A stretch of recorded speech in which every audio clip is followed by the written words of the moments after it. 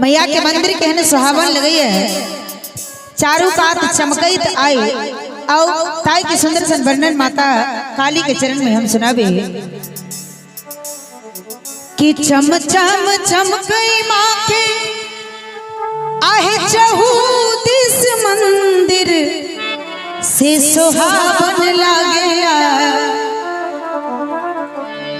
कि चम चम चमकई माँ के आहे चहु दिस मंदिर सुहावन लागेला हे मन भावन लागेला।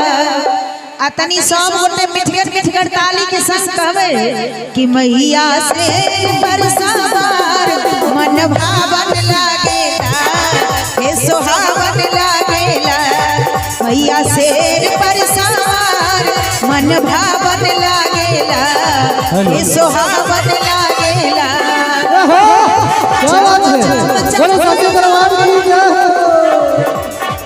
चम चम चमकई माँ के चहु दिस मंदिर सुहावन लागेला। चम चम चमकई माँ के चहु दिस मंदिर सुहावन लागेला मन भावन लागेला। कतेक सुंदर छोटू शान सर्विस के बहुत सुंदर व्यवस्था है। ताई में हमरा बुझाई है जे जरूर मिठगर आवाज जात हो अहाँ सबके कान तक, तै दुआरे तो कनियो नीक लगई हुए तो तनी सब आदमी मिठगर ताली बजे सब आदमी तनी मिथिलांचल वाला ताली कि मैया से बरसावार मन भावन लागेला हे सुहावन लागेला। मैया शेर बरसावार मन भावन लागेला हे सुहावन लागेला। बोले काली मैया की जय हो। क्या बात है, जय हो जय हो।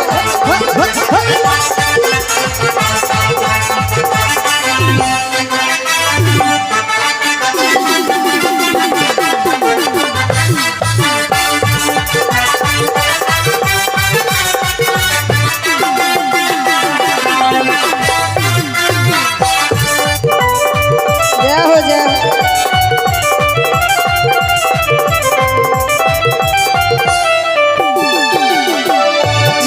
रंग चूरी माँ के लाल रंग टिकुली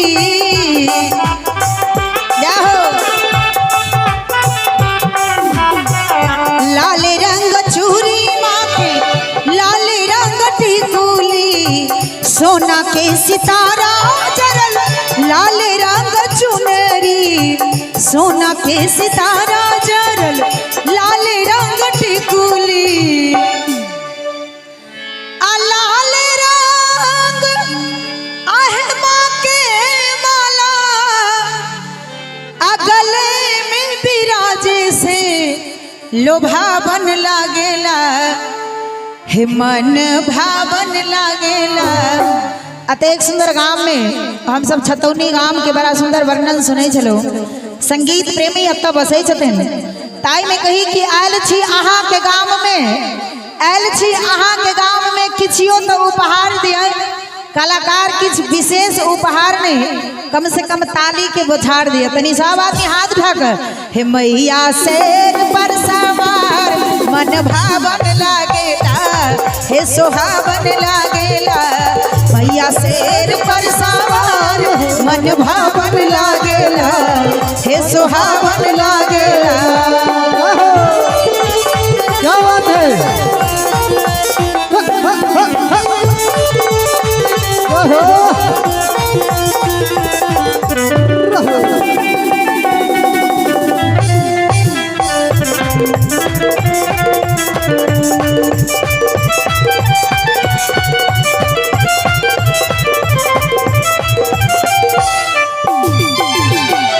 सिर पर बैसल मैया लागे बड़ा सुनरी जाहो सिर पर बैसल मैया लागे बड़ा सुनरी भक्त के भजन सुनी लागे बड़ा सुनरी भक्त के भजन सुनी लागे बड़ा सुनरी भक्त कहिए मैया के दरबार में किया है शेर पर बैसल मैया लागे बड़ा सुनारी भक्त के भजन सुनी मंद मंद मुस्की